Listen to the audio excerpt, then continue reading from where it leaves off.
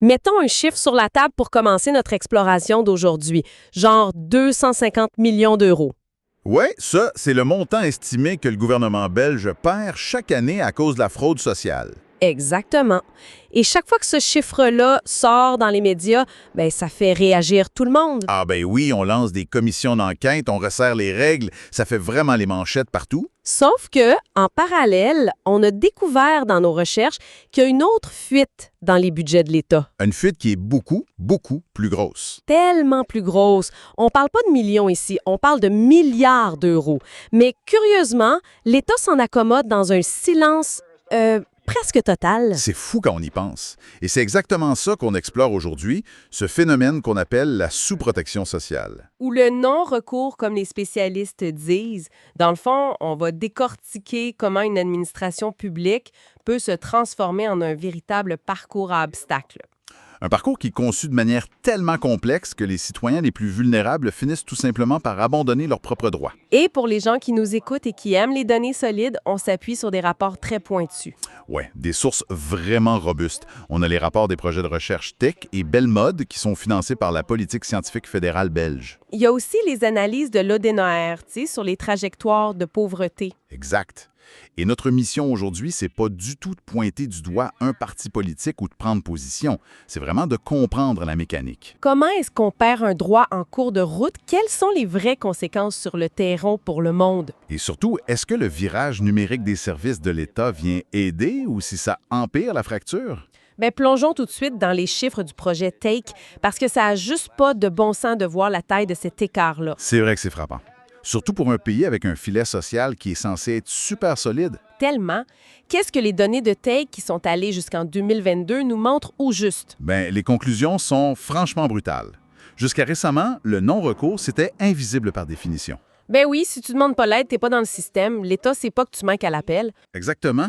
Fait que les chercheurs ont dû croiser des enquêtes menées directement auprès de ménages à bas revenus avec les données réelles de la Banque Carrefour de la Sécurité sociale. D'accord.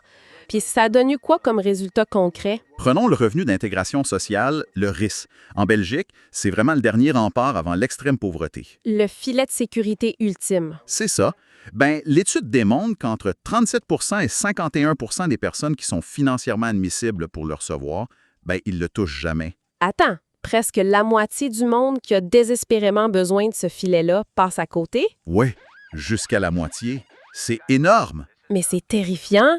Et j'ai noté en lisant les rapports que c'est encore pire pour les personnes âgées, c'est bien ça? Absolument, les chiffres explosent chez les aînés. Prenons la GERAPA, c'est la garantie de revenus aux personnes âgées. Le taux de non-recours est à 50 %. Donc, un aîné sur deux qui vit dans la misère ne reçoit pas son chèque. Exact. Ça représente environ 66 000 aînés très précaires. On parle de gens qui n'arrivent pas à boucler leur fin de mois. Alors que cet argent-là est littéralement déjà prévu pour eux dans le budget de l'État. C'est pas de l'argent qui manque. Non, l'argent est là. Et ça va plus loin. Si on regarde l'allocation de chauffage, qui est censée aider ces mêmes aînés à ne pas geler l'hiver, le taux de non-recours monte à genre 77 %. 77 %. C'est comme si l'État distribuait des cartes cadeaux de survie, mais que la vaste majorité des gens oubliaient de les utiliser. C'est une bonne comparaison. Sauf que si, on parle pas d'un rabais au magasin, on parle de chauffer en plein hiver. Ce que je trouve fascinant là-dedans, c'est l'asymétrie complète du système. Qu'est-ce que tu veux dire par asymétrie? On dirait que l'État utilise des genres de dark patterns, comme en informatique. Ah oui, les interfaces conçues pour t'abonner facilement, mais où c'est impossible d'annuler. Exact. Ici, c'est l'inverse. Quand vient le temps de payer tes impôts, l'interface est super fluide, c'est pré-rempli, zéro friction. Tout est fait pour que tu payes vite. Mais quand vient le temps de réclamer une aide vitale, soudainement, la plateforme est truffée de formulaires obscurs, de conditions cachées puis de délais. Et en bout de ligne, ce sont ceux qui s'y connaissent le moins qui abandonnent. Ce qui est fascinant ici, c'est que la sociologie a un nom pour ça. Ah oui? C'est quoi? On appelle ça l'effet Mathieu. En gros, c'est l'idée que les avantages d'un système profitent toujours de manière disproportionnée à ceux qui ont déjà un capital. Un capital financier, tu veux dire? Financier, oui, mais aussi culturel ou informationnel. Savoir comment naviguer le système, c'est un capital en soi. Il y a un exemple super clair de ça dans nos sources avec le fameux Hello Belgium Rail Pass. Oui, les trajets de train gratuits qui ont été offerts par le gouvernement après les confinements de la pandémie. En principe, tout le monde y avait droit, non? C'était universel. Sur papier, la mesure était 100% universelle, sauf que la procédure exigeait d'aller sur une plateforme en ligne et de remplir une demande avec son numéro de registre national. Et juste ce petit obstacle-là a suffi pour créer un clivage. Complètement.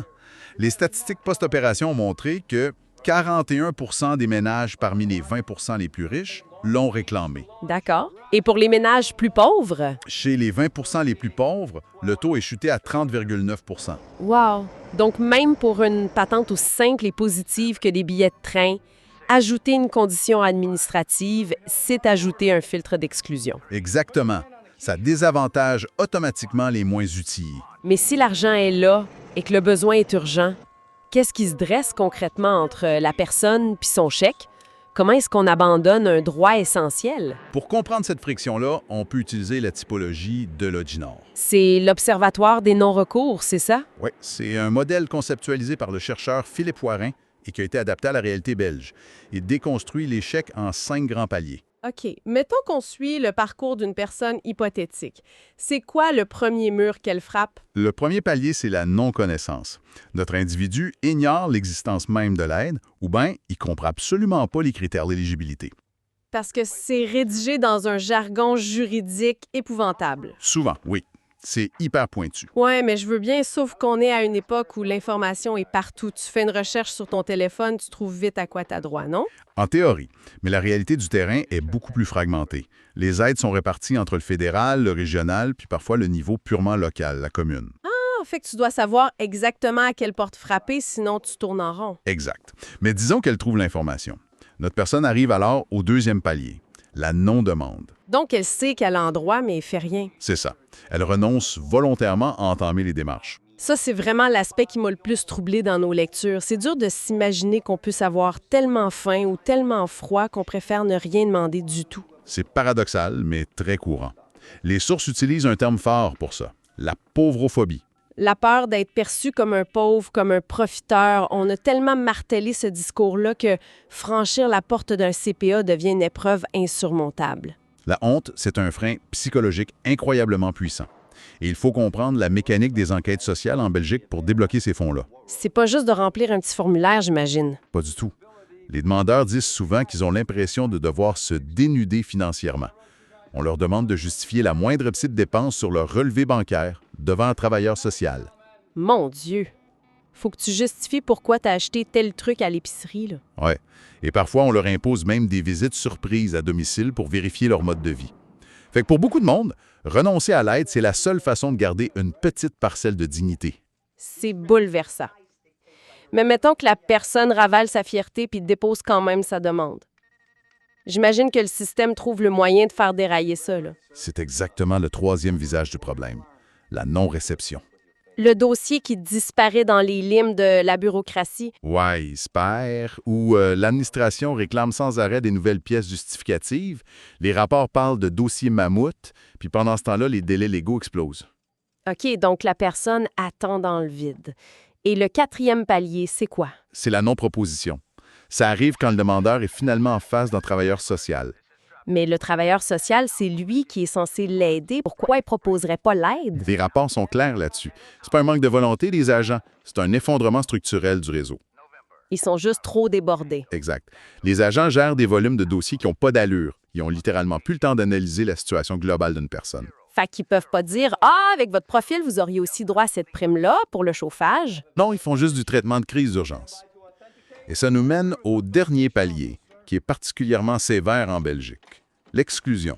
Donc, j'avais le droit, j'ai tout rempli, je recevais mon argent, puis du jour au lendemain, je me fais couper les vivres. C'est ça.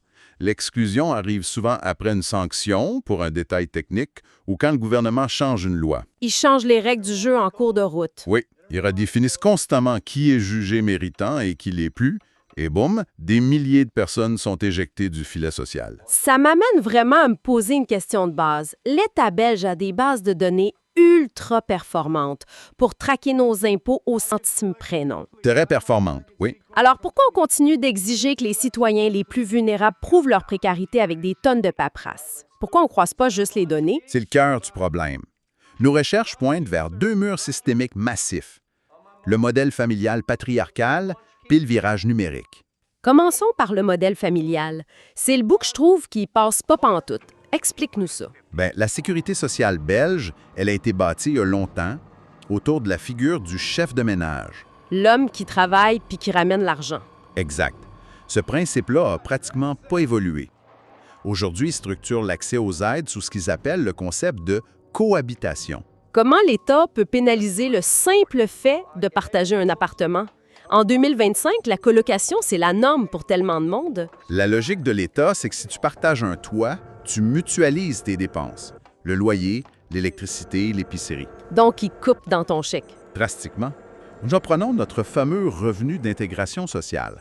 Une personne qui vit seule reçoit environ 958 €. OK. Et si elle prend un coloc pour arriver à payer son loyer? Son allocation chute à environ 639 € parce qu'elle devient cohabitante. L'État présume que mon coloc va payer ma nourriture. C'est complètement déconnecté de la vraie vie. Totalement. Ça force le monde à s'isoler ou pire, ça crée des dynamiques de dépendance financière super toxiques. Mettons, une mère célibataire qui héberge son fils adulte qui perd sa job, on ampute son revenu à elle. Oui, le système sanctionne littéralement la solidarité familiale ou amicale. C'est l'inverse de ce qu'on devrait encourager. Puis inévitablement, ça pousse plein de bénéficiaires à cacher leur vraie situation de logement juste pour survivre. Fait qu'ils mentent à l'État? Oui. Ce qui alimente à son tour la grosse machine de contrôle et la paranoïa de la fraude sociale dont on parlait au début, un vrai cercle vicieux. C'est infernal. Et le deuxième gros mur que tu mentionnais, c'est la dématérialisation, le fameux virage numérique. Exact. Les rapports qu'on a lus avancent que 46 % des Belges de 16 à 74 ans sont en situation de vulnérabilité numérique. 46 % Attends, on s'entend que presque tout le monde a un téléphone intelligent aujourd'hui. Comment ils définissent cette vulnérabilité-là? C'est là que l'AMLANS est importante. Être vulnérable numériquement, c'est pas juste de ne pas avoir de téléphone. C'est de ne pas avoir la capacité de faire des démarches administratives complexes. Ah, je vois. Scroller sur les réseaux sociaux, c'est pas la même chose que de remplir une déclaration d'impôt. En tout. Savoir télécharger un PDF sécurisé, utiliser un lecteur de carte d'identité électronique, assembler tes preuves puis naviguer sur un portail de l'État, c'est une autre paire de manches. Surtout quand l'État ferme progressivement tous ses guichets physiques. C'est ça. Le passage au tout en ligne transforme un manque de compétences informatiques en un vrai mur infranchissable. Pourtant, le gouvernement se vante beaucoup de son outil CPAS en ligne, non? Ils disent que ça prend 5 minutes? Oui, 5 minutes avec ton identité numérique. Pour un étudiant à l'aise avec la techno, c'est super, mais pour une personne itinérante ou quelqu'un qui a des problèmes de lecture, cet outil-là règle rien. Il efface pas le mur, il fait juste le déplacer. Exactement. Et c'est pour ça qu'il y a eu un bras de fer juridique énorme en Belgique qui a mené à une victoire majeure de la société civile. L'arrêt de la Cour constitutionnelle. Oui, l'arrêt numéro 126 en septembre 2025. La Cour a dit « stop ». Elle oblige maintenant légalement les administrations à garder des canaux non numériques ouverts. Wow, ça c'est une grosse victoire. Le droit d'aller à un guichet en personne, d'appeler un agent au téléphone ou d'envoyer son dossier par la poste, c'est maintenant sanctuarisé. Faut dire que c'est essentiel, parce que derrière ces questions de pixels puis de formulaires, on oublie s'adresse des vraies vies. C'est pas juste un manque à gagner financier, c'est une crise de santé publique. Si on relie ça à la situation globale, les conséquences sont dévastatrices. En Belgique, l'écart d'espérance de vie entre les hommes les plus riches et les hommes les plus pauvres frôle les 10 ans. 10 ans de vie perdus juste à cause de la pauvreté, c'est épouvantable. Et cette mortalité précoce est directement liée au non-recours. Beaucoup de gens ne savent pas qu'ils ont droit au statut BIM. C'est quoi ça, le statut BIM? C'est l'intervention majorée. Ça réduit drastiquement tes frais médicaux. Mais vu qu'ils ne l'ont pas, ils renoncent carrément aux soins de base. Puis j'imagine que pour la santé mentale, c'est pas plus rose. Les études montrent que 35,5 % des personnes très précaires refusent délibérément de voir un psychologue, même en grande détresse. À cause du coût ou de la stigmatisation? Les deux. Et si on regarde des profils spécifiques, c'est alarmant. Pense aux étudiants universitaires. Ah oui, j'ai vu ce passage-là. La précarité a triplé en 15 ans. Oui. Et à l'Université libre de Bruxelles, l'ULB, 82 % des étudiants en situation financière critique ne demandent pas l'aide d'urgence du CPA. 82 % de non-recours. Et certains CPA abusent carrément. Ils exigent de voir 3 à 6 mois d'historique bancaire pour scruter chaque petite dépense de l'étudiant. Rendu là, c'est plus du contrôle, c'est du profilage de pauvreté. C'est le même combat pour les personnes handicapées. J'imagine, avec les dossiers médicaux complexes. Exact. Dans certaines zones à Bruxelles, il y a eu des périodes où 75 % des demandes d'allocation de remplacement de revenus étaient rejetées. 75 mais pourquoi? Juste parce que l'administration estimait que le dossier médical, qui était pourtant fourni, n'était pas conforme au bon formulaire. C'est la bureaucratie qui rend malade. Mais face à toute cette noirceur-là, nos sources parlent de solutions qui marchent, comme le projet Myriam. Ah, le projet Myriam, c'est vraiment un changement de paradigme. Ça cible les mères célibataires qui sont souvent frappées par la grande pauvreté. Au lieu de dire à la mère d'aller se battre dans 5 ministères différents, ils font quoi? Ils font de l'accompagnement holistique. Une intervenante travaille avec un petit groupe de femmes pendant 1 an, puis elles attaquent 10 problèmes de front. Genre le logement, la santé, les dettes. Tout ça, plus la violence conjugale, l'isolement social, et gère la paperasse en équipe. En 2024-2025, il y a 77 projets comme ça dans 47 CPAS. Ça soutient plus de 1000 femmes. Et ça fonctionne? Les résultats d'activation des droits sont exceptionnels. Ce qui prouve que remettre de l'humain dans la machine, c'est rentable. Un politicien pourrait se dire qu'il économise quand l'argent n'est pas réclamé, mais c'est faux. L'équation économique est super claire. Le coût de l'inaction est gigantesque. C'est se payer pour des nuits aux urgences, gérer l'itinérance de rue ou financer des placements d'enfants en famille d'accueil parce que l'appartement est insalubre. Ça coûte infiniment plus cher que de juste verser l'allocation de base. On hypothèque complètement le futur pour sauver 3 sous aujourd'hui. Fait que devant ce désastre-là, comment la Belgique essaie de redresser la barre? C'est quoi les grandes stratégies en ce moment? Il y a un gros tiraillement entre l'automatisation par les données puis le retour du travail social sur le terrain. Commençons par les données. Ils essaient d'automatiser les paiements. C'est le but de la loi Only Once. C'est une loi qui interdit à un ministère de te demander une information qu'un autre ministère a déjà. Ah, ça c'est brillant. Donc si le ministère de l'Impôt sait que je suis pauvre, le ministère de la Santé devrait m'aider automatiquement. Exactement. L'INAMI, l'Institut d'assurance maladie, fait ça maintenant. Ils croisent leurs données avec le registre national. Et quand ils trouvent quelqu'un vulnérable? L'algorithme active le fameux statut BIM automatiquement ou leur envoie une lettre pré-remplie. Ça a empêché des dizaines de milliers de personnes. C'est une super nouvelle, mais j'ai un petit doute avec l'algorithme. Qu'est-ce qui arrive si tu as une situation de vie un peu hors norme? C'est le gros danger. L'automatisation, ça marche bien pour les parcours de vie bien droits, bien linéaires. Mais si tu es dans la rue puis t'as pas d'adresse? Ou si tu as une famille recomposée complexe ou un conjoint sans papier. Là, l'algorithme ne voit pas un humain en détresse, il voit une erreur de données. Et il te rejette aveuglement. C'est là que l'approche hors les murs devient vitale. C'est ce qu'on appelle l'outreaching. Aller vers le monde au lieu d'attendre qu'ils viennent au bureau. Puis c'est en plein ça. Nos sources mentionnent l'équipe mobile du CPA d'Etterbeek, ou le projet Steck Bascoul. Ils font quoi concrètement? Ils sortent les travailleurs sociaux de leurs bureaux froids. Ils les envoient dans les épiceries sociales, les maisons de jeunes, pour capter les gens avant qu'ils tombent trop bas. C'est des superbes initiatives locales, mais on doit absolument parler de l'éléphant dans la pièce, le contexte politique national. C'est vrai, parce que c'est ça qui dit que les grands budgets, les documents qu'on a analysés parlent beaucoup de l'accord du gouvernement Arizona. Exact, et on veut rester complètement neutre là-dessus, mais factuellement, qu'est-ce que cet accord-là prévoit pour 2025-2026? De manière strictement impartiale, le texte dit vouloir combattre le non-recours par plus d'automatisation. Ça, c'est le côté positif, mais il y a un mais, j'imagine? En parallèle, l'accord prévoit de limiter les allocations de chômage à 2 ans maximum à partir de 2026. Ouch! Donc, au bout de 2 ans, ces chômeurs-là tombent où? Ils vont devoir se tourner vers les CPS pour avoir le revenu d'intégration sociale. Puis en plus, l'accord durcit les règles d'accès au RIS et au statut BIM. Mais les CPS sont déjà au bord de l'implosion. Est-ce qu'ils vont tenir le coup si on leur envoie des milliers de nouveaux dossiers? Les acteurs de la société civile craignent que non. Ils ont peur que ce mélange de restrictions puis de surcharge crée une nouvelle vague massive de non-recours par abandon, des gens qui vont juste disparaître des radars. Ça soulève une question vraiment fondamentale sur le rôle de notre filet social. Tout à fait. Est-ce qu'un État-providence peut survivre si sa bureaucratie agit comme un filtre qui élimine les plus faibles? C'est ça l'affaire. Alors, qu'est-ce que tout ça veut dire en fin de compte?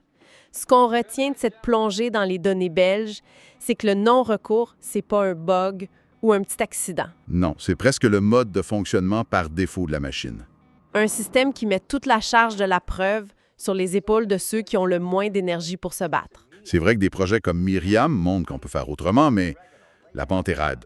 Ça demande de présumer de la bonne foi des gens. C'est un changement de philosophie complet.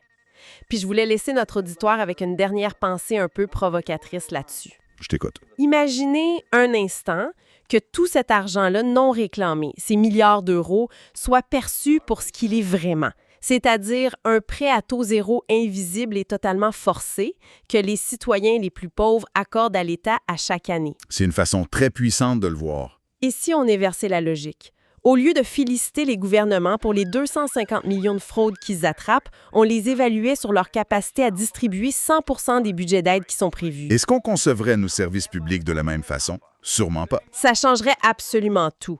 On vous laisse cette réflexion-là en tête. Un gros merci à tout le monde d'avoir suivi notre exploration d'aujourd'hui. C'était un plaisir. Merci de nous avoir écoutés. Prochaine. Imaginons un peu une forteresse. Genre une immense forteresse super impressionnante, construite pierre par pierre au fil des décennies. Ouais, une structure faite pour résister à tout. Exactement. En principe, elle est là pour protéger tous les habitants d'une région contre les grosses tempêtes économiques ou les accidents de parcours. Cette forteresse, dans notre analyse d'aujourd'hui, c'est l'État-providence belge. C'est un excellent point de départ, parce que sur papier, on parle vraiment d'un des filets de sécurité sociale les plus blindés au monde. Ben oui, c'est censé être super solide, mais le gros problème qu'on découvre en fouillant dans les données aujourd'hui, c'est que quand la vraie tempête frappe, ça ne marche pas. Les personnes les plus vulnérables qui courent vers la forteresse pour se mettre à l'abri n'arrivent carrément pas à entrer. C'est ça l'ironie, les portes le sont tellement lourdes, tellement rouillées par la bureaucratie que ces gens-là restent bloqués dehors sous la pluie. Et ça, c'est pas juste une image poétique, là. C'est une réalité qui se mesure avec des chiffres. On a souvent le réflexe d'analyser nos systèmes sociaux en regardant ce qui coûte ou ce qui distribue. Absolument. Mais l'angle mort, l'affaire dont personne ne parle, c'est ce que ces systèmes-là échouent complètement à distribuer. Fait que c'est exactement la mission de notre plongée aujourd'hui. L'idée, c'est de comprendre comment un système supposément universel finit par exclure ceux qui en ont le plus besoin. On parle d'un phénomène massif qui s'appelle le non-recours aux droits sociaux. Et pour donner une idée de l'ampleur de la chose à ceux qui nous écoutent, on a épluché des projets de recherche fédéraux en Belgique comme Take et Belmod. Les statistiques donnent juste le vertige. Ouais, les chiffres sont capotés. Écoute bien ça. Entre 37 et 51 des personnes qui ont légalement droit au revenu d'intégration sociale, le fameux RIS, ne le touchent pas. Et le RIS, c'est vraiment la base de la survie financière. C'est le dernier filet. Et chez les personnes âgées, c'est encore pire. On parle de 50 de ceux qui ont droit à la garantie de revenu, la GRAPA, qui ne reçoivent rien pantoute. Donc, une personne âgée démunie sur deux est littéralement laissée dans une précarité extrême. Faut le réaliser, là. C'est pas un oubli dans la loi. Le budget est voté, l'argent existe dans les coffres de l'État. Mais l'argent ne se rend jamais à eux. Et le contraste devient assez troublant quand on regarde l'actualité politique et médiatique. Ça parle constamment de la fraude sociale, comme si c'était le plus gros problème. Tellement. C'est l'obsession d'un paquet de politiciens. Or, la fraude sociale qu'on arrive à détecter, ça représente environ 250 millions d'euros par année. Ça sonne comme un gros chiffre, mais c'est à peu près 0,3 du budget global de la sécurité sociale. Et pendant ce temps-là, les centaines de millions d'euros qui ne sont pas réclamés par les plus pauvres passent complètement sous le radar. C'est un gouffre financier à l'envers. Fait que notre but aujourd'hui, c'est pas de faire un simple bilan comptable. C'est d'aller voir sous le capot. On veut comprendre la mécanique de ce paradoxe-là. Exact. Quels sont les engrenages invisibles, les blocages psychologiques et les murs technologiques qui transforment un droit garanti en une course à obstacles impossible? Il faut vraiment décortiquer ça. Parce que la réaction instinctive de n'importe qui face à ces chiffres-là, c'est l'incompréhension totale. Pourquoi quelqu'un laisserait littéralement de l'argent sur la table quand il a de la misère à se payer une épicerie? C'est la grande question. Ça semble totalement irrationnel. Mettons que c'est comme avoir le billet gagnant de la loterie dans les mains puis refuser d'aller le réclamer. C'est pas logique. Ça vient un peu briser le vieux mythe persistant de la personne précaire qui serait juste paresseuse ou qui chercherait à profiter du système. Ah, ce mythe-là, faut l'évacuer tout de suite. Pendant des décennies, l'administration a fonctionné avec cette lunette-là. Elle se disait que le citoyen est un acteur hyper rationnel. S'il ne vient pas chercher l'aide, c'est soit qu'il n'en a pas vraiment besoin, soit que c'est de sa faute. Fait que le fardeau repose toujours sur les épaules du citoyen. Warren et Noël. Parfois, c'est de la pure ignorance. La personne ne sait même pas que l'aide existe. tout simplement. OK. La non-connaissance, ça s'explique. Mais il n'y a pas juste ça, tu sais. Non, il y a aussi ce qu'on appelle la non-réception. Le citoyen fait sa demande, il envoie son formulaire, mais un papier se perd entre deux ministères. Les délais sont dépassés et le dossier est fermé sans explication. Fait que le système plante et c'est le citoyen qui paye le prix. C'est frustrant. Très frustrant. Il y a aussi des critères qui changent soudainement et qui excluent du monde. Mais le point le plus complexe, celui qui surprend le plus, c'est la non-demande. La non-demande. Ça veut dire quoi exactement? C'est quand la personne sait qu'elle a droit à une aide, mais elle choisit consciemment de ne pas faire les démarches. Attends une minute, là. Tu es en train de me dire que des gens choisissent délibérément de s'appauvrir, de sauter des repas ou de ne pas chauffer leur appartement en hiver juste pour éviter de remplir un formulaire. C'est exactement ça.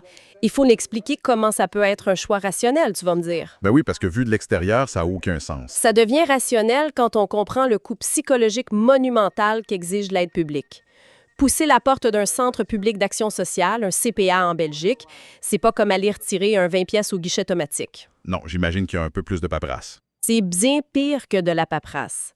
C'est entrer dans une relation de pouvoir où on te présume souvent coupable d'avance. Pour obtenir le revenu d'intégration, les citoyens subissent des enquêtes sociales qui sont d'une intrusion inouïe. De l'intrusion à quel point? Qu'est-ce qu'ils vérifient? On parle de visites à domicile obligatoires. Il y a des travailleurs sociaux qui, poussés par des directives locales très strictes, vont fouiller dans les armoires, compter les brosses à dents dans la salle de bain ou vérifier les tiroirs de sous-vêtements. Ben voyons donc. Ils comptent les brosses à dents? C'est de l'intrusion pure et dure, ça. Tout ça pour prouver qu'une personne est vraiment célibataire et ne cache pas un conjoint pour avoir plus d'argent. C'est dépouiller quelqu'un de son intimité. C'est une infantilisation totale. C'est humiliant. Je comprends mieux pourquoi quelqu'un hésiterait à demander de l'aide. Et face à ça, les citoyens développent un mécanisme d'autodéfense que les sociologues nomment les préférences adaptatives. Les préférences adaptatives, OK, ça consiste en quoi, en langage clair? Le calcul mental se fait super vite. Le citoyen se demande, est-ce que je préfère manger des pâtes au beurre pendant 2 semaines ou est-ce que je préfère subir un interrogatoire humiliant, devoir justifier le moindre achat sur mon compte et me faire traiter de profiteur? Wow. Fait que beaucoup choisissent la privation matérielle parce que la violence bureaucratique est juste trop lourde à porter. C'est bouleversant quand on y pense. Absolument. La honte et la stigmatisation agissent comme une véritable barrière invisible. C'est fou, parce que ça explique pourquoi une bonne partie du monde fige avant même de faire le premier pas. Mais mettons qu'on prend quelqu'un qui ravale sa fierté, qui se dit qu'il y va parce qu'il a besoin de l'argent. Cette personne-là n'est pas au bout de ses peines. Elle va frapper un autre mur, celui de la complexité institutionnelle. Ouais, le fameux labyrinthe. C'est ici que ça devient vraiment intéressant. Il y a un exemple dans les sources qui illustre ça parfaitement. Pendant la pandémie, le gouvernement belge a sorti une mesure qui s'appelait Hello Belgium Rail Pass. Ah oui, cette initiative pour relancer le tourisme local. C'est ça. Sur papier, c'était super simple. 12 trajets de train gratuits offerts à tous les citoyens. La seule affaire qu'il fallait faire, c'était d'aller remplir un petit formulaire en ligne avec son numéro de registre national. Un processus d'apparence banale. Et qu'est-ce qui s'est passé avec ce formulaire si simple? Un désastre total en termes d'équité. Le taux de non-recours a frôlé les 70 % chez les ménages les plus pauvres. Par contre, chez les ménages les plus riches, 41 % l'ont réclamé sans aucun problème. C'est frappant. Ça montre bien comment une simple complexité administrative, juste le fait de devoir naviguer sur un portail, agit comme un filtre d'exclusion. Fait que les gens aisés ont absorbé le bénéfice, puis les plus vulnérables sont restés à quai, littéralement. C'est le cas d'école de ce qu'on appelle l'effet Mathieu. Les politiques publiques finissent toujours par avantager ceux qui possèdent déjà le capital culturel, technologique et administratif pour en profiter. Mais pourquoi c'est si compliqué? Pourquoi chaque demande se transforme en parcours du combattant? Cette complexité-là, elle ne vient pas de nulle part. Elle est inscrite dans l'architecture même de l'État belge. Il faut parler du fameux ping-pong institutionnel. Le ping-pong institutionnel. J'aime l'expression. Ça sonne comme une partie où la balle, c'est le citoyen. C'est exactement ça. Au fil des réformes politiques en Belgique, notamment la fameuse 6e réforme de l'État, les compétences sociales ont été éparpillées façon casse-tête. La sécurité sociale globale est au fédéral, les politiques d'emploi et de logement sont gérées par les régions. OK, ça va être déjà 2 paliers de gouvernement. Et c'est pas fini. D'autres aides relèvent des communautés. Et l'aide de dernier recours, elle, appartient aux 581 CPA locaux. Fait que si tu as une bad luck dans la vie, tu fais pas juste affaire avec le gouvernement, tu fais affaire avec un labyrinthe de guichets qui se renvoie la balle. Exactement. Prends une personne qui perd son emploi et qui, en même temps, traverse une séparation difficile. Elle ne peut pas juste aller à une seule place pour régler sa situation globale. Elle doit courir d'un bureau à l'autre, expliquer son drame 15 fois. Et le pire, c'est que les systèmes informatiques de ces différents paliers ne se parlent pas toujours. Les critères d'admissibilité se contredisent. Ce labyrinthe crée une véritable dépossession citoyenne. Une dépossession, c'est un mot fort. Tu veux dire que le citoyen perd ses droits. Il perd son statut. Le citoyen n'est plus vu comme un ayant droit fondamental. Il est réduit à être un éternel demandeur, épuisé par la charge mentale de devoir prouver sa pauvreté à 5 intervenants différents. Et s'il veut se défendre face à ce mur-là, mettons qu'il se fait couper ses vivres injustement à cause d'une erreur administrative. Normalement, dans un État de droit, tu prends un avocat. Sauf que le système d'aide juridique gratuit, ce qu'on appelle les avocats pro-déo, est très mal adapté pour la grande précarité. L'aide juridique fonctionne en silo par mandat hyper spécifique. Et qui peuvent juste aider sur un petit bout du problème. Voilà, l'État va te payer un avocat pour contester une menace d'expulsion de ton logement. Mais l'avocat ne sera pas mandaté pour régler le problème de chômage à la source ou la dette d'énergie qui a causé l'expulsion en premier lieu. Ah, wow. Fait que la précarité, ça se découpe pas en petits problèmes isolés. C'est un effet domino. C'est tout à fait ça. Le citoyen se bat contre une hydre à 10 têtes et on lui donne une cuillère à soupe pour se défendre. C'est une bataille perdue d'avance. C'est tellement décourageant. Et là où c'est ironique, c'est que pour prétendument simplifier la vie de tout le monde et régler ce chaos, les gouvernements ont pusé sur l'accélérateur de la numérisation. Ah, la dématérialisation! C'est souvent présenté comme la solution magique, mais c'est un énorme cadeau empoisonné pour les plus précaires. C'est un peu comme si on avait pris le vieux labyrinthe de paperasse classique, puis on l'avait remplacé par un sas de sécurité qui demande une reconnaissance faciale, un code QR, puis une double authentification pour s'ouvrir. C'est une excellente métaphore. On rajoute une couche d'invisibilité technologique par-dessus l'invisibilité administrative.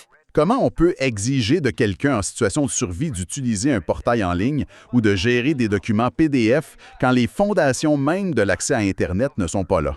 C'est illusoire.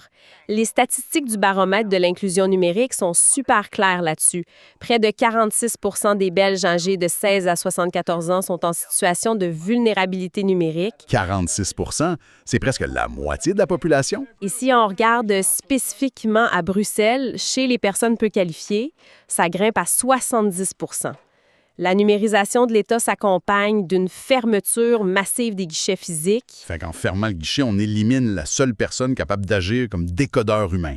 Exact. Le travailleur social qui prenait 2 minutes pour expliquer le jargon, qui corrigeait une petite erreur sur un formulaire au lieu de rejeter le dossier au complet, cette personne-là disparut derrière un écran. Fait que tu te retrouves tout seul dans ton salon devant un message d'erreur 404, avec pas de numéro de téléphone à appeler, t'es juste exclu par défaut de l'algorithme. Et il y a un côté encore plus sombre à ça. Les algorithmes qui gèrent ces plateformes-là ne font pas juste traiter de l'information, ils surveillent. Ils surveillent. Genre pour trouver des fraudeurs. Exactement. Il y a un concept théorisé par un rapporteur des Nations unies qui s'appelle le pauvretisme. Pour traquer la fraude, l'État utilise des algorithmes qui vont croiser des données et cibler de façon disproportionnée les quartiers défavorisés ou les ménages à faible revenu. Fait que le système est littéralement paramétré pour présumer la fraude chez les plus pauvres. C'est de la discrimination algorithmique. C'est ça. Et ça crée une peur, panique. Les gens ont tellement peur de faire une erreur de clic qui déclencherait une sanction automatique de la machine qu'ils préfèrent abandonner leur démarche. La machine te regarde de travers, fait que tu fermes ton ordinateur et t'abandonnes ton droit. C'est fou. Et si on regarde qui se fait ramasser le plus fort par cette violence institutionnelle et numérique-là, c'est pour répartir également dans la population. Non, ça ne frappe pas au hasard. Ça s'abatte avec une force décuplée sur des profils démographiques super spécifiques. Justement, on a des chiffres de l'Université libre de Bruxelles sur la précarité étudiante qui font vraiment mal à lire. Chez les jeunes adultes qui se déclarent en très grande précarité, ceux qui ont faim et qui n'arrivent pas à payer leur loyer, 82,1 % subissent le non-recours. C'est énorme! Ça veut dire qu'il y a à peine 18 % de ces étudiants-là qui réussissent à toucher l'aide financière d'urgence. C'est une hécatombe. Et quand on gratte pour savoir pourquoi, on tombe sur des pratiques aberrantes de certains CPAS, des trucs qui frôlent l'illégalité. Tout à fait. Les données montrent que certains centres outrepassent allègrement la loi en exigeant, par exemple, des extraits de compte bancaires remontant à 3 ou 6 mois pour analyser le moindre petit achat de l'étudiant. Pas de faire le procès des dépenses passées de la personne, tu sais. Exact.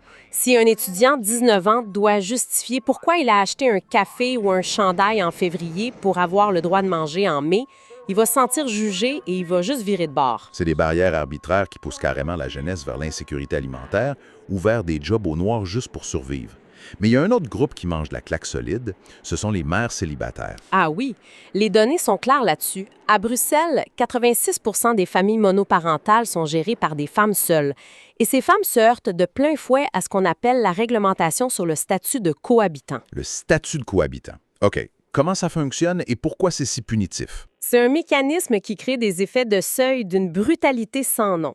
Le milieu associatif appelle ça le prix de l'amour. La logique de l'État, c'est de dire que si tu partages un toit avec quelqu'un, tu partages les frais, donc on te coupe tes aides. Attends un peu là. Fait que si une mère monoparentale qui survit avec le RIS rencontre quelqu'un et décide d'emménager avec lui, l'État lui coupe ses vivres? Souvent, oui. On va mutualiser les revenus du nouveau ménage. Si le nouveau partenaire a un petit salaire, l'aide de la mère est drastiquement réduite ou complètement coupée. Fait que ça détruit carrément la formation de nouveaux foyers, ça garde ces femmes-là dans un état de dépendance économique ou d'isolement total. C'est un piège institutionnel classique. La moindre tentative de rebâtir une vie à deux risque de la priver du jour au lendemain de son seul filet de sécurité financier autonome. C'est une violence économique énorme. On garde le portrait global, puis on se dit qu'il faudrait une refonte complète pour ramener un peu d'humanité là-dedans. Mais quand on analyse la direction que prennent les politiques publiques actuelles, c'est pas ça que s'en vient. Non, malheureusement, au lieu de simplifier ce système brisé, les nouvelles réformes risquent de jeter encore plus de citoyens dans la précarité. Parlons-en des réformes. Mettons qu'on examine les projets du futur gouvernement belge, ce qu'on appelle l'accord Arizona prévu pour 2025. Et juste pour clarifier pour notre auditoire, l'idée ici, c'est pas de prendre position ou de juger la vision politique, mais simplement d'analyser l'impact factuel de ces politiques-là. Exactement. On regarde la mécanique. Ces réformes prévoient notamment de limiter les allocations de chômage à 24 mois maximum et de durcir encore plus les règles pour le statut de cohabitant. Et que ça va rendre l'accès encore plus dur. Alors, qu'est-ce que tout cela signifie concrètement sur le terrain? Mécaniquement, ce qui va se produire, c'est un simple transfert de charges. Si l'État fédéral sort des dizaines de milliers de personnes du système de chômage après 2 ans, ces gens-là ne vont pas disparaître par magie. Ben non, ils doivent toujours manger et se loger. Ils vont donc essayer de se rabattre sur le dernier filet de sécurité qui reste, c'est-à-dire les CPAS locaux.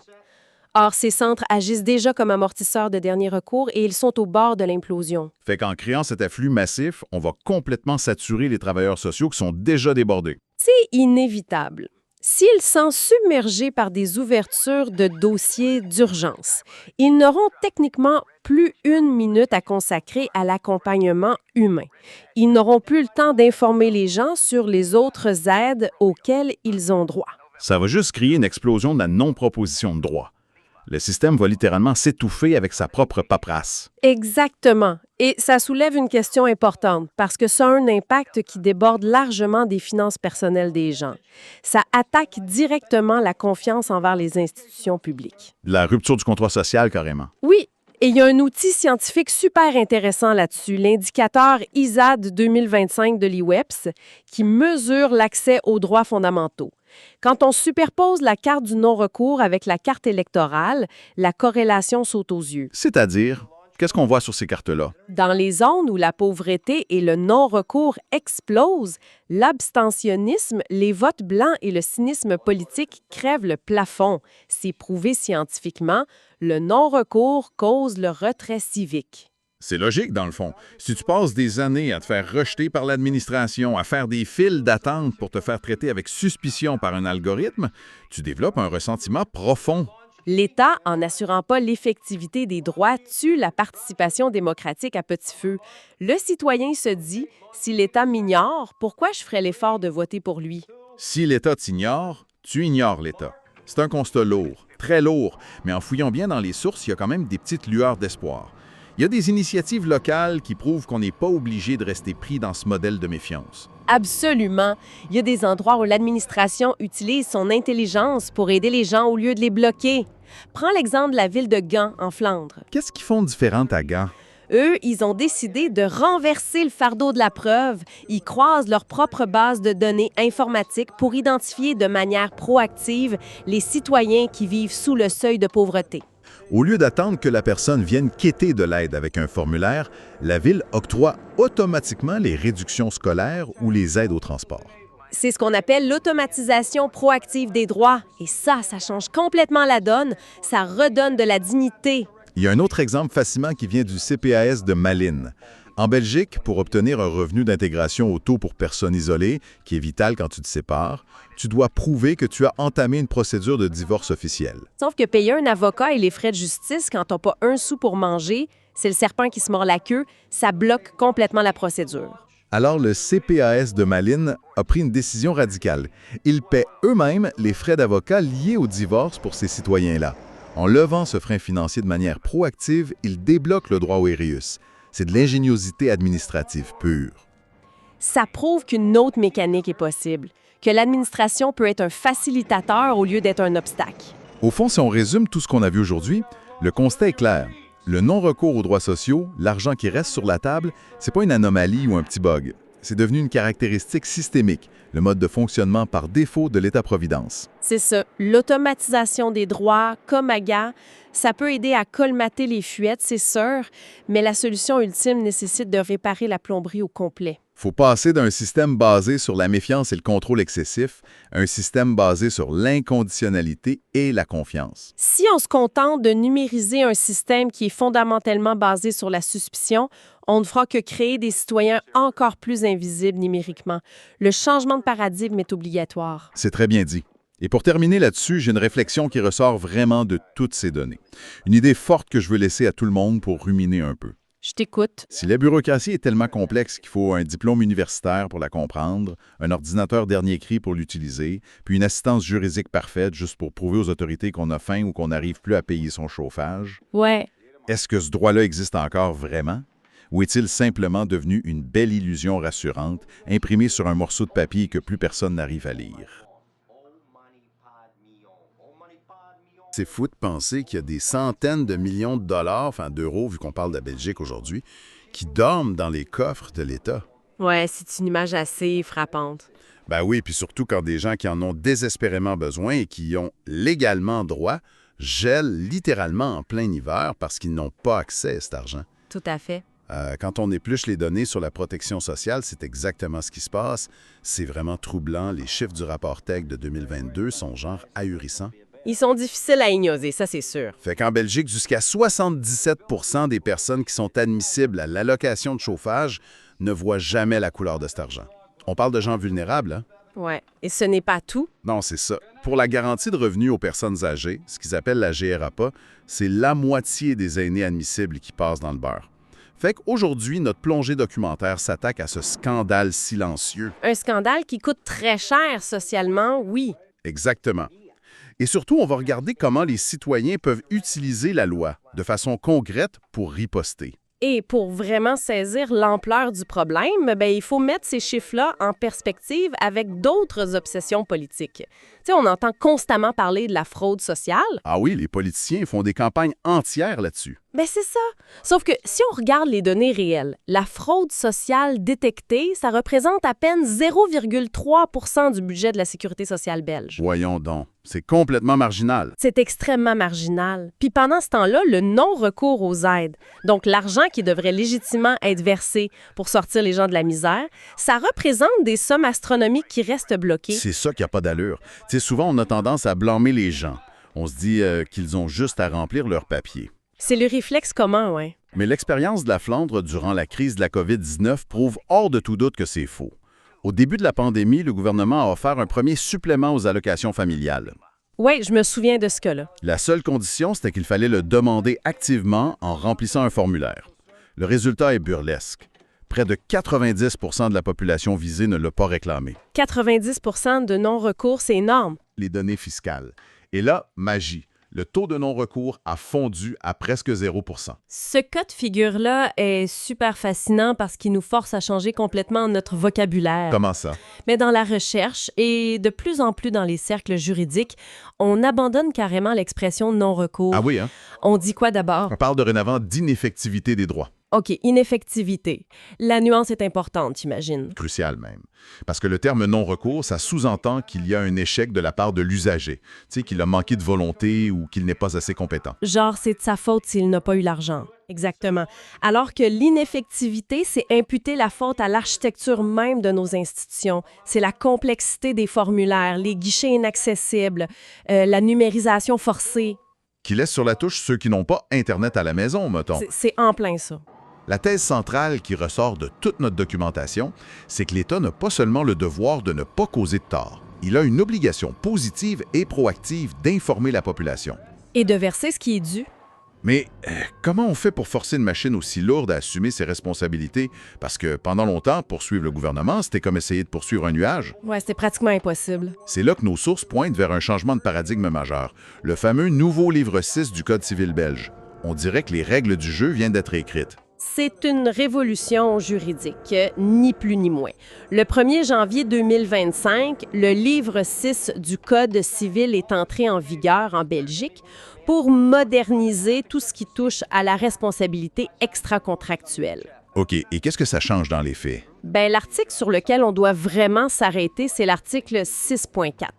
Avant, l'État flottait dans une espèce d'aura d'immunité. C'était un héritage de l'époque où on disait que le roi ne peut mal faire. Une vieille mentalité, quoi. Totalement.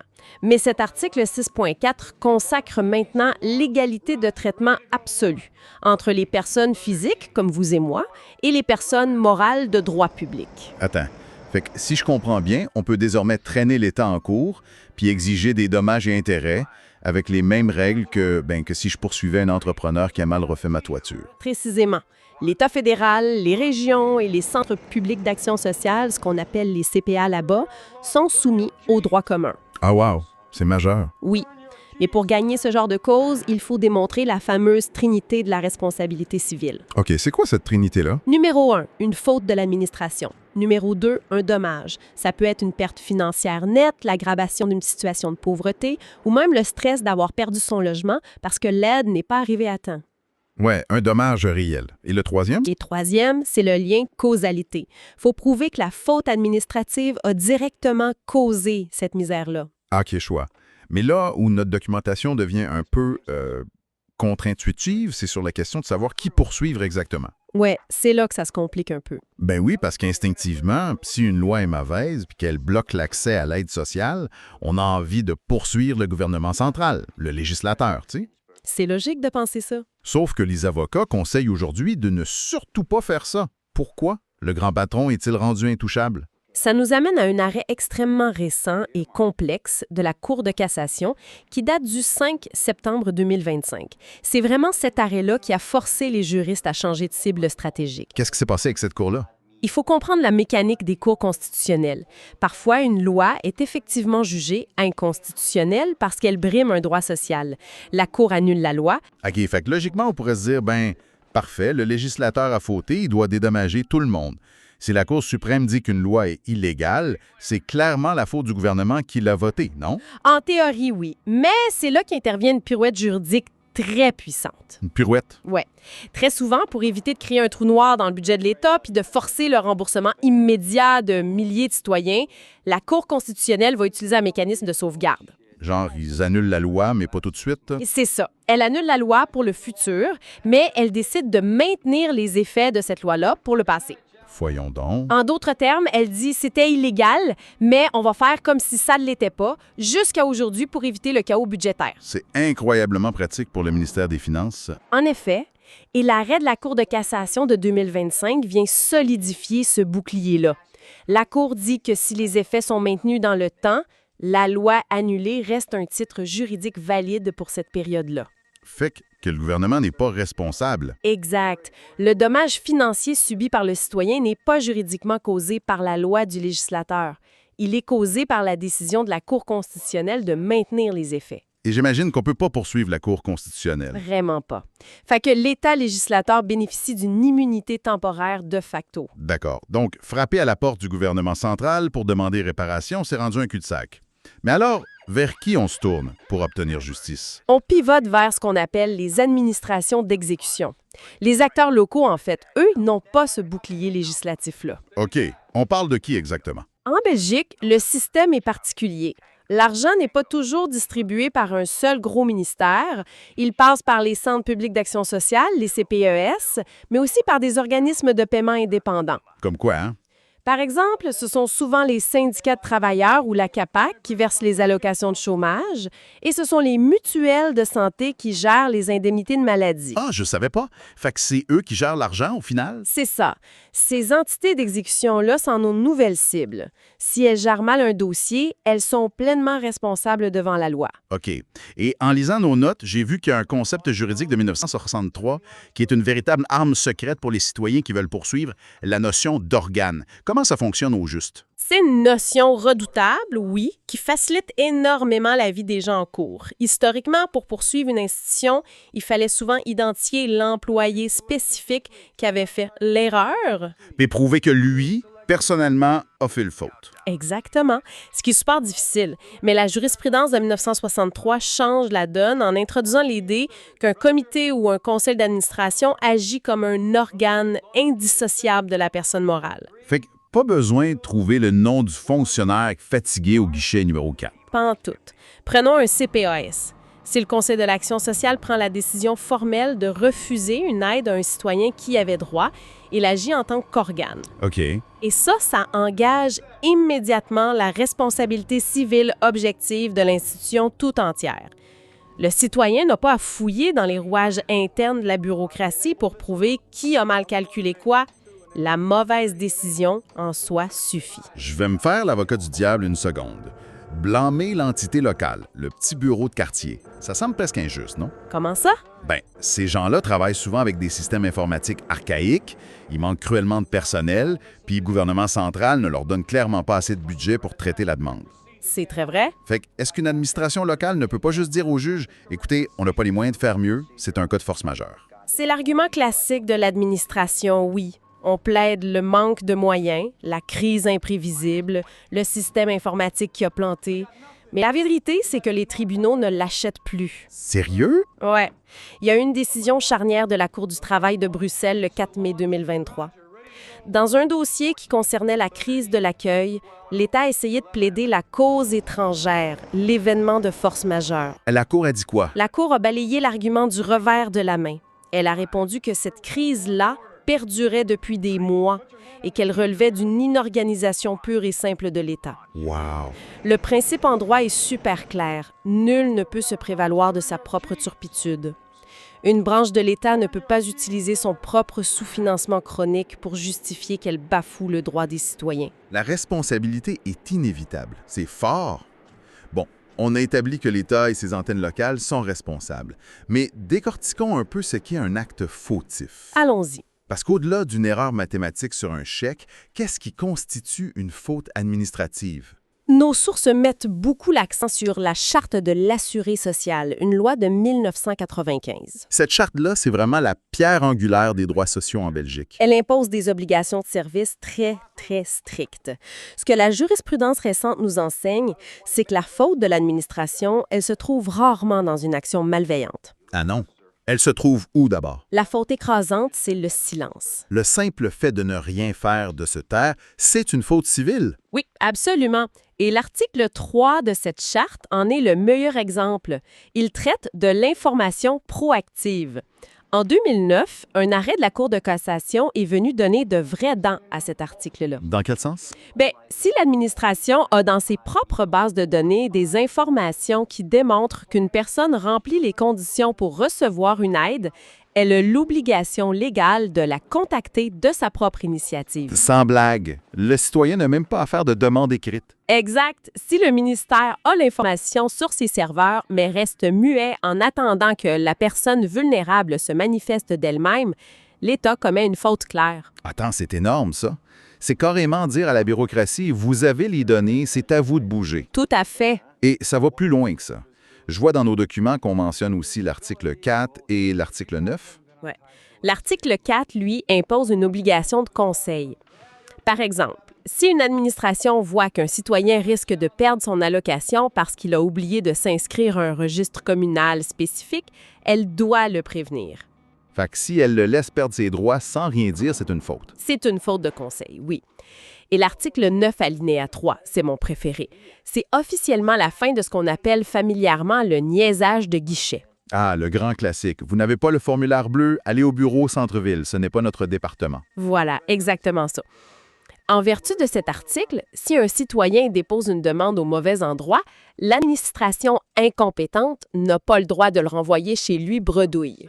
Elle doit faire quoi? Elle a l'obligation positive de transférer elle-même le dossier au bon service. C'est l'administration qui doit faire le travail de réorientation. C'est brillant? Et à cela s'ajoutent des délais stricts. Si une évaluation pour un handicap prend plus de 8 mois ou qu'une demande de revenu d'intégration dépasse 30 jours, c'est automatiquement une faute de service. Laissez-moi utiliser une métaphore, parce que c'est lourd tout ça. La loi exige de la proactivité de l'État, mais sur le terrain, c'est souvent l'inverse. C'est un peu comme si on concevait un téléphone intelligent qui fonctionne super bien en laboratoire, OK, je te suis. sauf que, pour déverrouiller l'écran et appeler les secours, le concepteur a décidé qu'il fallait résoudre une équation de calcul différentielle. Ouf. Puis en plus, pendant qu'une alarme incendie hurle dans vos oreilles. Ouais, impossible. Évidemment, personne n'y arrive. Et le concepteur dit « Ben quoi? Le système fonctionne. Les gens sont juste mauvais en maths. » Quand on parle de personnes en situation de grande précarité, exiger d'elles qu'elles naviguent dans une telle complexité, c'est absurde. C'est une excellente image. Et le plus fou, c'est que la science l'appuie totalement. Dans les documents qu'on analyse aujourd'hui, les chercheurs introduisent un concept fascinant tiré des sciences cognitives, la scarcity theory, ou la théorie de la rareté. Qu'est-ce que ça dit, en gros? Cette théorie démontre, avec des données à l'appui, que la pauvreté, ce n'est pas qu'un manque d'argent. C'est une charge mentale écrasante. C'est l'alarme incendie qui hurle en permanence dans mon exemple. Exactement. Le stress constant de ne pas savoir comment nourrir ses enfants ou payer son loyer accapare ce que les neurologues appellent la bande passante mentale. Ah, wow. Les études montrent que se trouver dans un état de pauvreté sévère provoque une baisse des capacités cognitives équivalente à passer une nuit blanche complète. Sérieux? Un vrai. Une nuit blanche? Oh oui! La mémoire de travail diminue drastiquement et la capacité de planification s'effondre. Fait que la bureaucratie exige une organisation parfaite de la paperasse remplie au millimètre près de la part de gens dont le cerveau est littéralement en mode survie. Et amputé de ses capacités de planification, oui. La machine devient intrinsèquement punitive. C'est fou. Et c'est la raison pour laquelle les obligations de la Charte de l'assuré social sont vitales. Si l'État ne va pas vers le citoyen, l'État fabrique lui-même le non-recours. Alors, sachant tout cela, mettons-nous dans la peau de quelqu'un qui veut riposter. On sait que la machine fonctionne au papier, fait que pour vaincre la bureaucratie, il faut utiliser le papier comme une arme. Absolument! Par vous construit ce bouclier défensif, concrètement, pour monter un dossier de responsabilité civile. C'est quoi les étapes? La clé de voûte de toute action juridique contre l'État, c'est l'archivage méticuleux.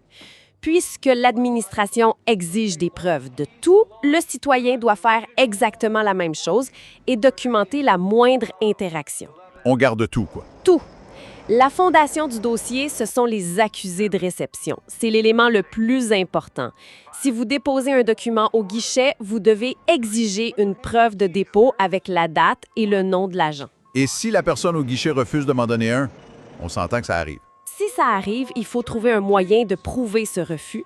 Par exemple, en envoyant un courriel de confirmation immédiat à l'institution décrivant la situation et la date de la visite. C'est brillant. Mais aujourd'hui, beaucoup de démarches se font en ligne. Et on sait tous que les portails du gouvernement, ça plante souvent, au pire moment. Oui, l'informatique publique, c'est pas toujours ça.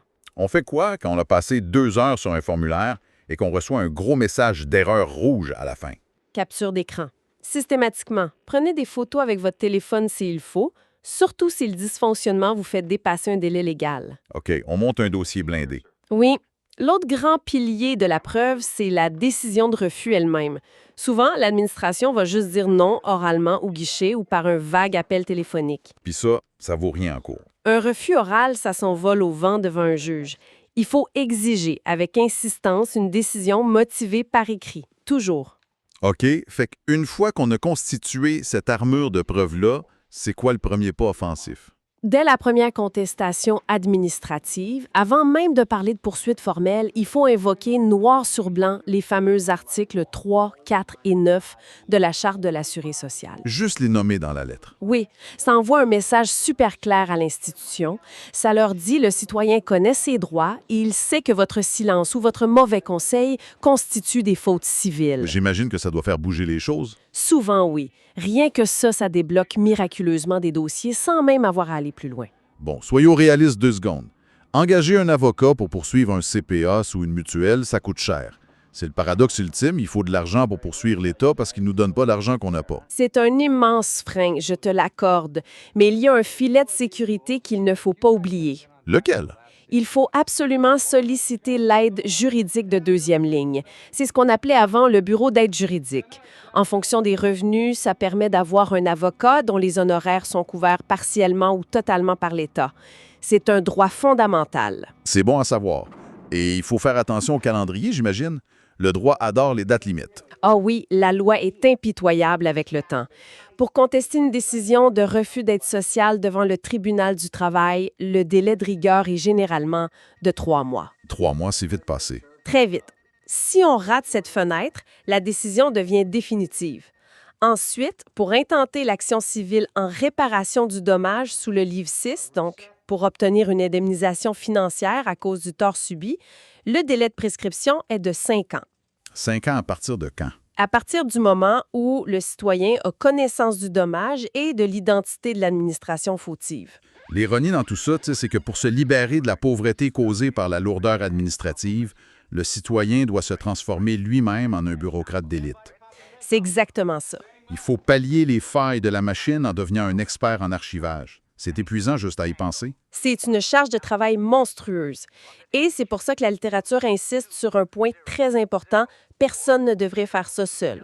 On se tourne vers qui alors? Les citoyens doivent s'appuyer sur les organismes communautaires, les travailleurs sociaux, les cliniques juridiques, les mutuelles.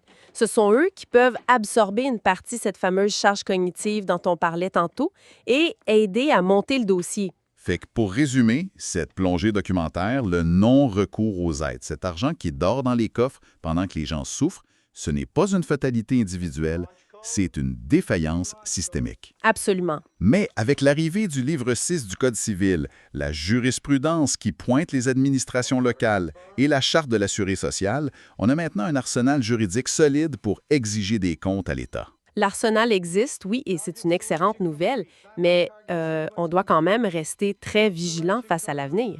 Pourquoi? Qu'est-ce qui s'en vient? En ce moment, la grande tendance pour résoudre ce problème de paperasse, c'est de tout automatiser. On l'a vu avec l'exemple de la Flandre, ça peut être formidable.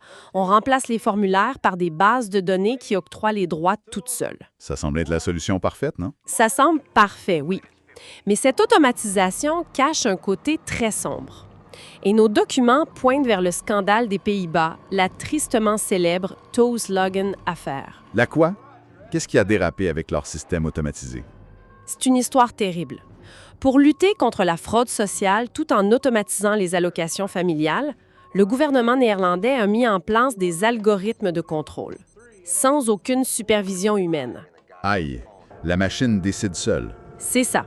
Ces systèmes opaques se sont mis à faire du profilage socio-économique et même ethnique.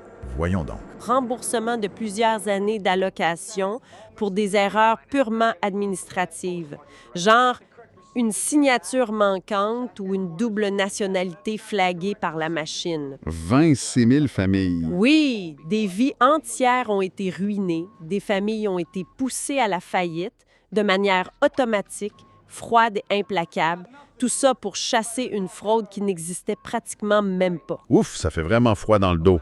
Et ça nous ramène direct à notre point de départ.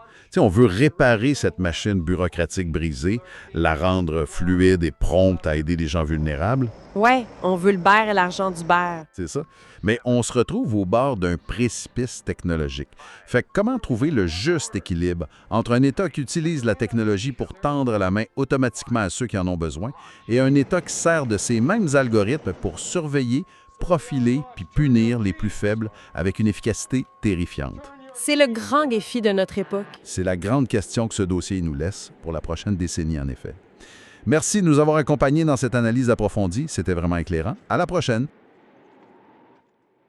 Bienvenue à The Debate. Imaginez un instant la scène. Vous êtes gravement malade. Ouais. Et il existe un remède. Il est totalement gratuit, puis la loi dit très clairement qu'il vous est destiné. Mais l'État a caché ce remède au centre d'un labyrinthe administratif. Un labyrinthe dont les murs bougent tout le temps en plus. Exactement. Puis quand vous finissez par abandonner parce que vous êtes complètement épuisé, on vous pointe du doigt, on vous reproche de ne pas avoir trouvé la sortie. C'est tellement ça. Mais c'est exactement ce qui se passe en ce moment même, en mai 2026, avec nos droits sociaux en Belgique. Puis c'est un désastre humain, il faut se l'avouer. Le contraste des chiffres donne le vertige, tu sais. Totalement. Aujourd'hui, on plonge dans une réalité frappante. D'un bord, la fraude sociale représente environ 0,3 % du budget, genre une goutte d'eau. Mais de l'autre bord, le non-recours aux droits sociaux prive des centaines de milliers de citoyens de leurs moyens de survie. Ouais, on parle de 77 % des gens qui touchent pas leur allocation de chauffage. C'est fou. Puis la moitié de nos aînés qui passent à côté de la GERAPA, leur garantie de revenus aux personnes âgées. La moitié. C'est inacceptable. Fait que la question centrale de notre discussion d'aujourd'hui, c'est de savoir comment on réplique à ça. Est-ce que le cadre juridique actuel, surtout avec l'arrivée du fameux livre 6 du Code civil, nous donne enfin les dents nécessaires pour traîner les temps en justice? Pour sanctionner cette faute systémique, dans le fond. Exact. Ou bien, face aux récentes décisions des tribunaux de 2025, est-ce qu'on doit admettre que la judiciarisation a juste frappé un mur? Moi, je soutiens fermement que le droit positif nous offre aujourd'hui un arsenal robuste pour forcer l'administration à arrêter de maintenir sciemment les citoyens dans la précarité. Ouais, mais moi, j'arrive avec une perspective un peu plus prudente, voire même très sceptique. Ah oui? Ben oui. Je reconnais la tragédie, c'est sûr, mais je conteste vigoureusement l'idée que poursuivre l'État au civil soit la solution magique. Avec l'arrêt de la Cour de cassation de septembre 2025, l'État a réussi à se forger un bouclier juridique en béton. Un bouclier qu'on peut percer, par contre. Je pense pas. Pire encore, en essayant de contourner ce bouclier, on risque de rediriger tout le blâme vers les travailleurs sociaux locaux ou bien de se jeter aveuglément dans les bras de l'automatisation, ce qui, d'après moi, va créer des dynamiques de domination encore plus dangereuses pour les plus vulnérables. Bon, mettons les choses au clair dès le départ pour ceux qui nous écoutent. Le non-recours, c'est pas un accident. Non, c'est clair. C'est pas un bug dans le système, c'est une fonctionnalité. C'est le résultat d'un choix politique délibéré pour faire des économies sur le dos des pauvres. L'ONU appelle ça le pauvrétisme. Et c'est là que je vois une vraie lueur d'espoir. La donne a changé le 1er janvier 2025 avec le livre 6 du Code civil. Ah, le fameux livre 6. Les régions puis les centres publics d'action sociale, les CPA, ils sont soumis au droit commun de la responsabilité. Comme n'importe qui d'autre. Exact. Ils sont jugés exactement comme une entreprise privée qui ferait une erreur puis qui causerait un dommage à un client. Puis si on combine ça avec la Charte de l'assuré social... Celle qui oblige à informer le citoyen? Oui, qui oblige l'administration à informer proactivement le citoyen de ses droits. Pour moi, le tableau est hyper clair. L'État sait que vous avez droit à une aide, il s'abstient de vous la donner, il commet une faute civile, point final. De la mécanique juridique, elle est beaucoup plus cynique que ça. Tu trouves? Absolument. Je n'achète pas cette vision romantique d'un livre 6 qui vient soudainement sauver les plus précaires. Puis je vais t'expliquer pourquoi. Examinons l'arrêt de la Cour de cassation du 5 septembre 2025. L'arrêt F.24.0060.F pour les puristes. Mais honnêtement, quand on lit ce genre de jargon, on se met à la place du citoyen puis on décroche. Qu'est-ce que cet arrêt-là vient réellement changer selon toi? C'est simple. Cet arrêt est venu doucher les espoirs de tous les avocats qui voulaient s'attaquer à l'État législateur. Voici comment ça marche en pratique. Imaginons que le gouvernement vote une loi injuste, une loi qui exclut des milliers de personnes de leurs droits. Ce qui arrive fréquemment, on va se le dire. Ouais. La Cour constitutionnelle finit par l'annuler. Mais pour éviter un chaos budgétaire instantané, la Cour décide de maintenir les effets de cette loi-là pendant 1 an ou 2. Fait que la loi est déclarée mauvaise, inconstitutionnelle, mais on continue de l'appliquer juste pour pas vider les coffres de l'État trop vite. C'est déjà absurde en soi. C'est absurde, mais c'est ça la règle. Et c'est là que l'arrêt de septembre 2025 frappe fort. Il vient dire que pendant cette période de maintien-là, l'État bénéficie d'une immunité temporelle. Ah, Fait que si un citoyen poursuit l'État pour le dommage subi pendant cette période-là, le juge va répondre « Désolé, la cause juridique de votre dommage, c'est plus la loi fautive du gouvernement, c'est l'arrêt de la Cour constitutionnelle elle-même. » puis vu qu'on ne peut pas poursuivre la Cour. Exactement. L'État a son bouclier absolu. L'autorité de la chose jugée constitutionnelle neutralise tout. Ton livre 6, il vient s'écraser là-dessus. OK, je comprends le mécanisme. C'est vrai que l'État obtient une carte sortie de prison gratuite sous prétexte d'équilibre budgétaire. C'est révoltant. Mais c'est là que la stratégie juridique doit s'adapter. S'adapter comment? Si la tête du système est protégée par ce genre de casque constitutionnel, on peut quand même obliger l'organisme entier à bouger. C'est là que je ramène la notion d'organe. C'est une jurisprudence qui date de 1963, mais qui prend tout son sens avec le livre 6. Tu veux dire attaquer les CPAS locaux plutôt que l'État fédéral? Pour pas s'acharner sur eux, attention, mais parce que c'est le levier légal. Concrètement, comment ça fonctionne? Dès qu'un CPAS refuse à tort une aide ou exige des papiers intrusifs puis illégaux pour décourager le citoyen, on n'a plus besoin de prouver qu'un travailleur social débordé a fait une faute personnelle.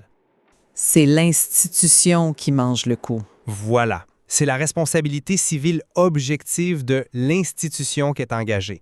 Pour reprendre mon analogie tout à l'heure, si l'État fédéral a construit le labyrinthe administratif puis qui se cache derrière son immunité, c'est le devoir strict du CPAS via la Charte de la Sécurité sociale de fournir la carte pour en sortir. S'il cache la carte, c'est une faute civile. Tu parles d'engager la responsabilité objective du CPS local. Mais comment tu établis ce lien de causalité de manière juste? En regardant les faits, Mets-toi à la place du centre local. Ils sont sous-financés, ils sont assommés par des circulaires ministérielles qui leur disent de resserrer la vis continuellement, puis toi, tu veux les traîner en cour civile. mais c'est le seul moyen de forcer le système à se refinancer. Quand les condamnations vont s'empiler, l'État fédéral va devoir renflouer les CPAS. Mais c'est de l'hypocrisie juridique totale. On demande à une petite commune rurale ou à un quartier urbain défavorisé d'assumer seul le fardeau financier d'une faute systémique que le gouvernement fédéral a délibérément créée. C'est la loi de l'effet domino. Non, tu frappes pas la tête du système, tu frappes ses mains. Les mains de ceux qui essaient de colmater les brèches du contrat social. Sans compter que tu exiges de la victime, une personne qui est déjà dans une précarité extrême, qu'elle aille devant un juge civil, qu'elle prenne un avocat pour prouver que sans la faute du CEPOS, elle aurait obtenu son aide. C'est un parcours du combattant juridique par-dessus un parcours du combattant administratif. OK, tu mets le doigt sur le vrai problème, le parcours du combattant. Recadrons justement la discussion sur l'expérience du justiciable, parce que c'est là qu'on comprend l'ampleur de la violence institutionnelle. On t'écoute? On oublie souvent ce que ça fait physiquement puis mentalement de vivre dans la pauvreté. Tu connais les travaux de Mulanathan et Shafir sur la théorie de la rareté? Oui, bien sûr. C'est assez fondamental en sociologie de la pauvreté. Pour ceux qui nous écoutent et qui ne connaissent pas, ces chercheurs ont démontré de façon empirique que la pauvreté ampute ce qu'ils appellent la bande passante mentale. La charge cognitive, oui. Le simple fait de vivre avec l'angoisse structurelle de ne pas pouvoir payer son loyer à la fin du mois ou de savoir si on va pouvoir chauffer sa maison, ça bouffe tellement d'énergie cognitive qu'une personne perd jusqu'à 13 points de QI fonctionnel au quotidien. 13 points. C'est immense. C'est littéralement la différence entre une nuit complète de sommeil puis une nuit blanche. Exactement. Puis on sait aussi que ce sentiment d'être pris au piège, ça multiplie par 3 le risque de diagnostic dépressif. Fait que quand l'État exige de ces mêmes personnes qui sont déjà vidées cognitivement qu'elles accomplissent des démarches d'une complexité byzantine, qu'elles affrontent la honte de faire la file au guichet pour mendier leurs droits, c'est une brutalité sans nom. C'est clair que le fardeau est mal placé. Et le pire, c'est qu'on a la preuve que le mode de distribution lui-même, c'est ça le problème. Regarde ce qui s'est passé en Flandre pendant la pandémie de COVID avec les aides familiales. Ah, l'expérience naturelle avec les formulaires, hein? Oui, c'est le chiffre le plus choquant de notre dossier. Pour exactement le même type d'aide, quand le gouvernement demandait aux citoyens de remplir un formulaire pour faire une demande active, le taux de non-recours était de 90 %. 9 personnes sur 10. C'est débile. 9 sur 10 abandonnés ou savaient juste pas comment faire. Ensuite, ils ont changé le système. Ils ont croisé les données fiscales puis ont fait un virement automatique. Le non-recours est tombé à 0. Attends, de 90 % à pratiquement 0, juste en éliminant la paperasse. L'État, lui, sait comment faire. Il a les outils. Quand il choisit de maintenir le formulaire, c'est là que s'exerce le rapport de domination. Laisse-moi réagir à ça. Je valide complètement l'existence de cette charge cognitive. La théorie de la rareté illustre parfaitement pourquoi le système actuel broie le monde. Mais ta lecture de la dynamique de domination, je la trouve incomplète. Comment ça? Tu présentes l'État comme un méchant de film qui garde ses formulaires papier pour faire souffrir les pauvres. Or, la vraie domination aujourd'hui, elle est bien plus insidieuse, puis elle se cache souvent dans la solution même que tu proposes de moderniser. Tu parles de la numérisation? Absolument. L'État, sous la pression pour éliminer la paperasse, s'est mis à numériser à outrance. Faites tout en ligne sur notre portail sécurisé, qu'ils disent. Mais regarde les chiffres du baromètre de la Fondation Roi-Baudouin. 46 % des Belges sont en situation de vulnérabilité numérique. Près de la moitié de la population. C'est énorme, je te l'accorde. C'est colossal.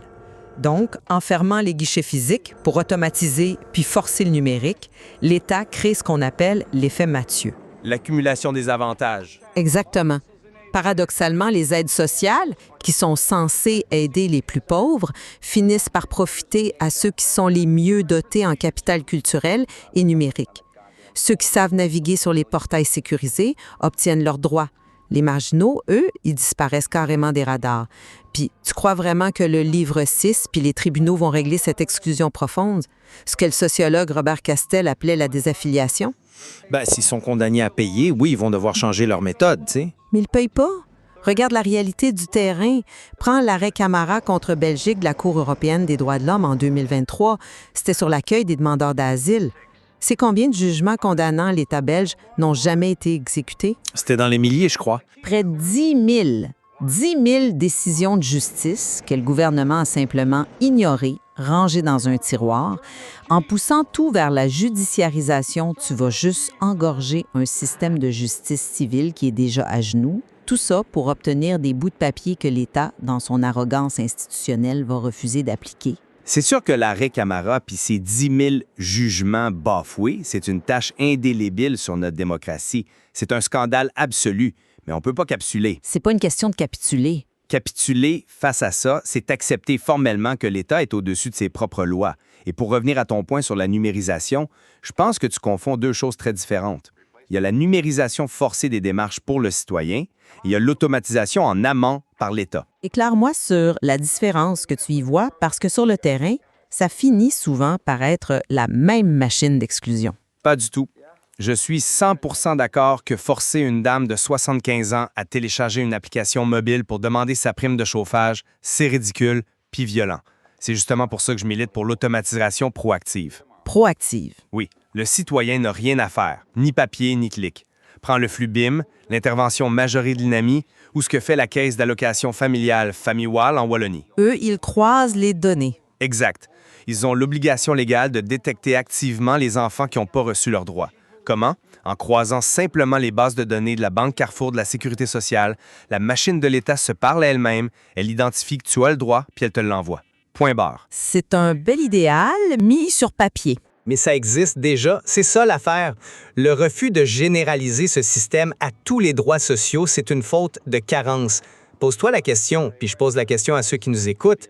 Si l'État a les données, l'infrastructure puis la technologie pour prélever nos impôts à la source d'une manière absolument infaillible, pourquoi il refuse d'utiliser ces exactes mêmes données pour octroyer les droits vitaux? C'est une bonne question. Ça n'a aucun sens quand on y pense, sauf si le système est sciemment conçu pour économiser de l'argent sur le dos de ceux qui réclament pas leur dû. C'est une question rhétorique très percutante. S'ils peuvent nous taxer parfaitement, pourquoi ils ne peuvent pas nous payer parfaitement? Mais c'est là que ton argument de l'automatisation frappe un mur de briques.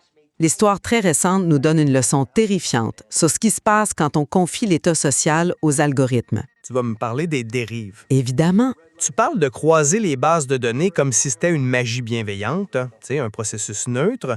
T'as oublié le précédent cauchemardesque des Pays-Bas, de tout slogan à faire? L'affaire des allocations familiales néerlandaises, effectivement, c'est un point lourd dans le débat. C'est plus qu'un point lourd, c'est le signal d'alarme absolu.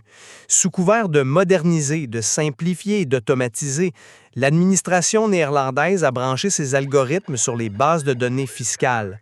Le résultat? L'algorithme, c'est comme un videur de boîte de nuit à qui on a donné une liste pleine de critères biaisés. Ils t'écoutent pas, ils regardent pas ton contexte humain. T'es pas sur la liste où il y a un détail de travers, tu n'entres pas. Sauf que dans le cas des Pays-Bas, c'était même pire que ça, c'était punitif. Exactement. L'automatisation asymétrique a mené à un profilage ethnique puis socio-économique brutal. 26 000 familles ont été faussement accusées de fraude pour des erreurs mineures, genre une virgule manquante ou un document téléchargé au mauvais format. Des dizaines de milliers de familles ont été poussées à la faillite. Il y a eu des suicides, des enfants placés de force par l'État parce que les parents ne pouvaient plus les nourrir. C'est une tragédie épouvantable, c'est sûr. Fait que l'automatisation à grande échelle porte en elle un risque effroyable d'opacité. L'humain peut être faillible, un travailleur du CPAS peut être sévère, mais avec un humain, tu peux discuter de ta situation. Avec une boîte noire algorithmique, la froideur est absolue. Tu ne peux pas plaider ta cause à un code informatique. C'est un argument qu'on ne peut pas ignorer. La Tous la jeune affaire, c'est le grand contre-modèle de ce qu'il ne faut jamais faire. Puis tu as raison sur le risque de la boîte noire. L'automatisation mal encadrée crée un non-droit dicté par la machine. Mais attention, il y a une distinction capitale à faire. Laquelle? Aux Pays-Bas, l'algorithme était conçu pour détecter la fraude, donc avec une logique purement répressive. Ce dont je parle, c'est un algorithme distributif qui est conçu pour octroyer des droits. Mais la frontière entre les deux devient très mince quand c'est la même institution qui gère les cordons de la bourse. L'État veut toujours en économiser. D'ailleurs, la Cour constitutionnelle belge a vu venir le danger. Sais-tu ce qu'ils ont fait en septembre 2025? Le fameux droit au non numérique, oui? Exactement. Ils ont consacré un véritable droit au non numérique. C'est majeur. Ça veut dire que la loi oblige maintenant l'administration à maintenir des guichets physiques. Les contacts humains, ce n'est pas des reliques du passé qu'il faut automatiser à tout prix. Ce sont nos seules véritables protections contre ce fameux videur algorithmique. Mais je célèbre cette décision-là avec toi. Le droit au non numérique, c'est une victoire magnifique. Avoir un humain au guichet, c'est vital, mais le guichet physique doit être la voie de recours, le filet de sécurité humain pour les situations complexes. OK, mais pas la règle générale? Non. Ça ne doit pas être le point de passage obligé et humiliant pour obtenir la base de ce qui nous est dû par la loi. Si la banque Carrefour peut identifier automatiquement que tu as droit à la grappa sans te profiler, il doit te la verser. L'objectif de ma démarche avec le livre 6, c'est pas de remplacer l'humain par la machine, c'est de renverser le fardeau. Le fardeau de la preuve, dans le fond. Exactement. Aujourd'hui, c'est au citoyen épuisé de prouver qu'il est assez pauvre pour mériter de l'aide.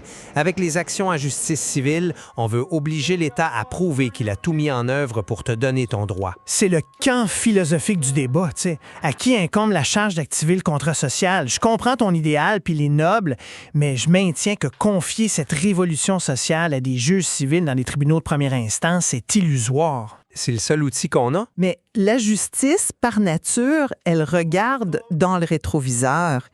Elle répare un dommage qui a déjà eu lieu. Elle programme pas les politiques publiques de demain. Puis lorsqu'elle essaie de le faire, elle se frappe la tête contre l'immunité politique de 2025 ou le soi-disant réalisme budgétaire. Le rapport de domination ne disparaît pas avec le livre 6. Il se métamorphose. Remplacer un labyrinthe de papier par un système de données massives, même avec les meilleures intentions du monde, ça reste une dépossession de l'usager. Le citoyen vulnérable vient un simple point de données dans une matrice gouvernementale. C'est fascinant parce que la tension est hyper claire. D'un côté, on a cette opportunité d'utiliser la responsabilité civile, le livre 6, pour forcer la main d'un État apathique puis mettre fin au non-recours. Puis de l'autre bord? De l'autre bord, tu démontres très bien que se précipiter vers la judiciarisation ou l'automatisation sans filet, c'est risqué de remplacer la complexité bureaucratique par une prison numérique qui est froide puis potentiellement discriminatoire. C'est exactement ça. Puis malgré notre désaccord sur l'efficacité des tribunaux, je pense qu'on se rejoint sur un constat inébranlable. Le non-recours, c'est jamais la faute d'un citoyen qui serait paresseux ou désorganisé. Non, jamais. C'est la faillite totale de l'architecture même de notre État. Une faillite qui s'abat de tout son poids sur les épaules de ceux qui ont le moins de ressources pour s'en défendre. C'est le mot de la fin. Parfait. Réparer les rapports de force entre l'administration puis les citoyens, ça va exiger qu'on confronte nos idées en permanence. Il n'y a pas de baguette magique, on le voit bien, mais status quo d'aujourd'hui, avec ses 67 % le non-recours sur des droits vitaux, c'est juste indéfendable. Totalement. On ne déclarera pas de gagnant aujourd'hui parce que c'est un débat de société qui ne fait que commencer. Absolument. Le matériel qu'on a analysé laisse encore beaucoup de zones d'ombre sur la façon de redessiner ce fameux contrat social. Merci à tous de nous avoir rejoints pour cette discussion à D-Debate. Gardez l'esprit critique. Si le remède est enfermé dans un coffre-fort, la vraie question, c'est plus seulement de savoir comment l'État l'a caché, mais quand nous aurons enfin le courage de faire tomber les murs. À la prochaine. Turn your keys, sir.